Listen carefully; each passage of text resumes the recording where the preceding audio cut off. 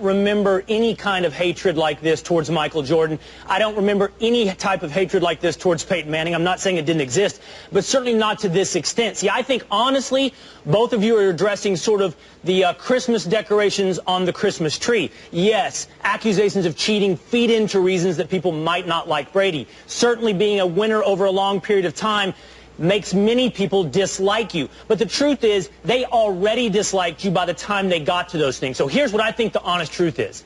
People dislike Tom Brady because most of us down deep are very weak.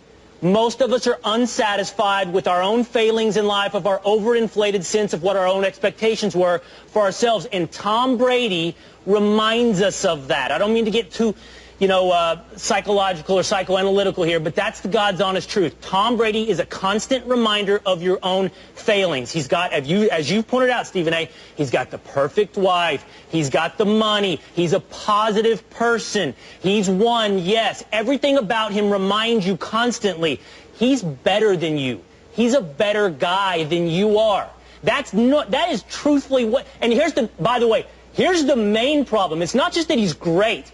It's how he's done it. It's that he's the 6th round draft pick. It's that he's self-made greatness. That's the one form of greatness we can't forgive. We're fine setting up this incredible, athlete on a pedestal who we know down deep we could never have been. But this guy who tried hard against all odds, who wakes up early, who is a Nazi about his diet, who every choice he makes reinforces the bad choices that you make, the things you didn't do right today. Everything you didn't do right, Tom Brady did. He's a constant reminder, and his success is a constant reminder that you could have done better if you had simply done, I'm not saying you would have been a 4-time Super Bowl champion, but you could have done better if you made the same sacrifices Tom Brady did, and we cannot forgive you for that.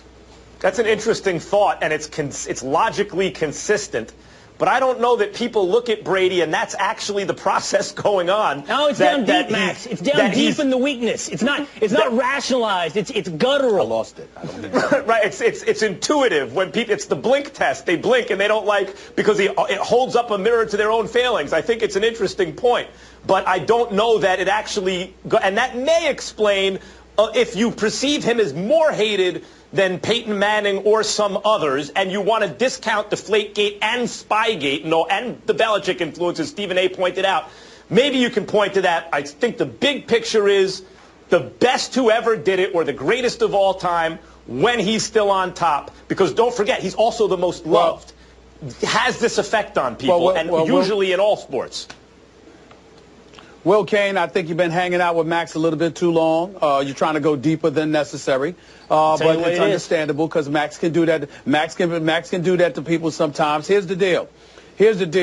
It's really not necessary to go that deep. I'll put it in more simplistic terms for you.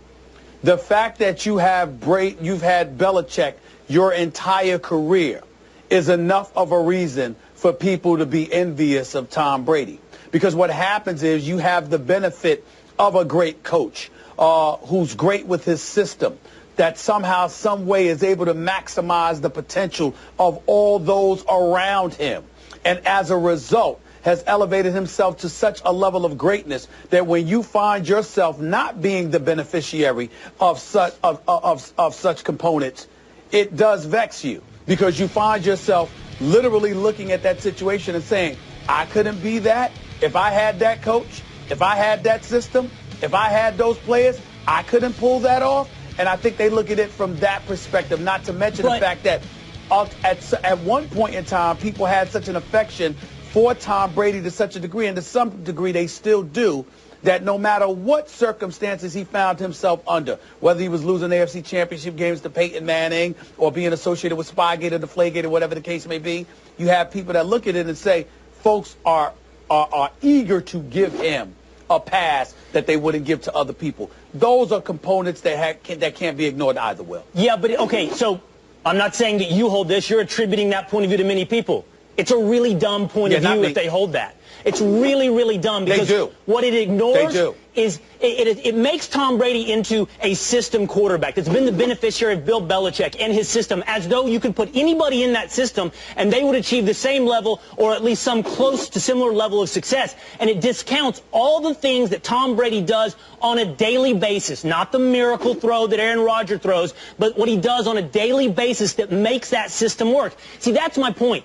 People don't really like what it takes to be successful. They don't want to pass up the donut. They don't want to check their ego. They don't want to never be late to a meeting. They don't want to hold everybody accountable. So when they see someone do all that, they've got to explain it away as though that's just a system that's allowing that guy to do that. Well, contrary to what Max Kellerman constantly says, you put Aaron Rodgers in that system, they'd be better. I don't think he makes I don't think he makes all the same choices. I don't think he does all the same sacrifices that Brady does. I think it's a good point to develop it or articulate it further. I could, if you want to call him a system quarterback, some of that system is kind of an adherence to a really puritanical work ethic, and that's part of the system that he's incorporated. Right, and I think that's a good point. Nevertheless, people recognize, just as who is he overtaking as the greatest quarterback of all time? For many in the modern era, it's Joe Montana. And I think people recognize that as great as Joe Montana was, he was also lucky, much as I talked about Blink a little earlier, like Gladwell would write that, Bill Gates was lucky because circumstances favored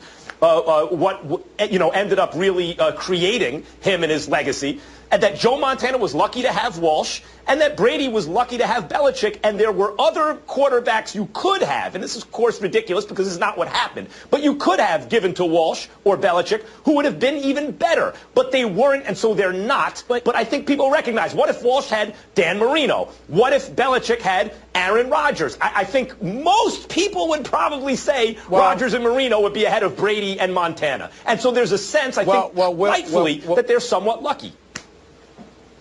Well, my issue with what you're saying, more so than anything else, is you're acting as if it's applicable just to Tom Brady. Like when you talk about fans and whoever feels that way having a dumb opinion. Well, even though there's a lot of very, very smart fans out there, there are a few that are not. And they hold these opinions because of their fandom and their haterism, for lack of a better word, their willingness to go that route. But what you're saying is applicable to Tom Brady is applicable to most professional athletes, which is why they're under the microscope that they're under. No. Because people out there who want to hate on them look for any excuse. You act like there's some special circumstance that Tom Brady has to deal with. If there's resentment, it's because it isn't. And the whole, and which we will get into later on in the show, the whole Trump situation with Tom Brady not being probed about that is an example of that, where he doesn't have to go through what other athletes undoubtedly would have had to go through. So let's be clear about that. But we've established that he's the most disliked quarterback in the NFL, has the highest negative approval rating. And what we're doing is trying to explain why that is. Now, this is my final point. Also the highest positive, Will. That's right, because people like this, Max, are divisive. And here's my problem with your argument, Max, in the end. You give credit to a guy like Aaron Rodgers for the things he was born with, the arm talent he has, even his own work ethic. But you take away from Tom Brady the unique attributes that he brings. I don't doubt that Aaron Rodgers has a work ethic, but Tom Brady has an above and out-of-this-world work ethic. To you, he's the platonic ideal of a quarterback. I get it. In terms of that stuff. That's what makes Tom Brady different. And I'm here to tell you, I recognize those qualities in Tom Brady, including the locker room influence. And I'm here to tell you, including all that, Aaron Rodgers is better than him, and it's not hard to tell. Set aside that debate. Can be had in the future, has been had in the past. But what I'm telling you is Tom Brady's special attributes that make him the greatest quarterback of all time. His special attributes that have allowed him to win 4 Super Bowls and appear in 7. His special attributes are the ones you never see. They're the decisions he makes at 5:30 a.m. They're decisions he makes about what he puts in his mouth. And those are the decisions that people hate because they remind us, to bring this full circle, of the ones we haven't made. I thought you never see them. Wait a minute, I thought you never see those decisions. Why do people hate them? They're not thinking about them. You see them in the success. You hear it written about it. You see him with the 7th trip to the Super Bowl. It comes in when somebody calls him a system quarterback, Max. That's how you see it. Guys, we got to leave it there.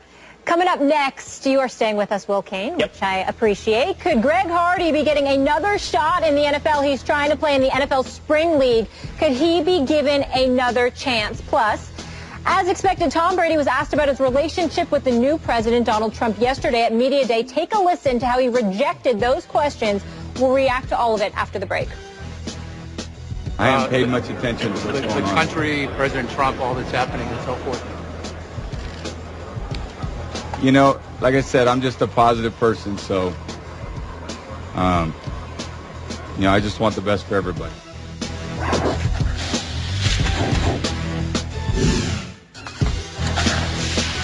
I take Movantik for OIC, opioid-induced constipation. Prescription opioids helped my chronic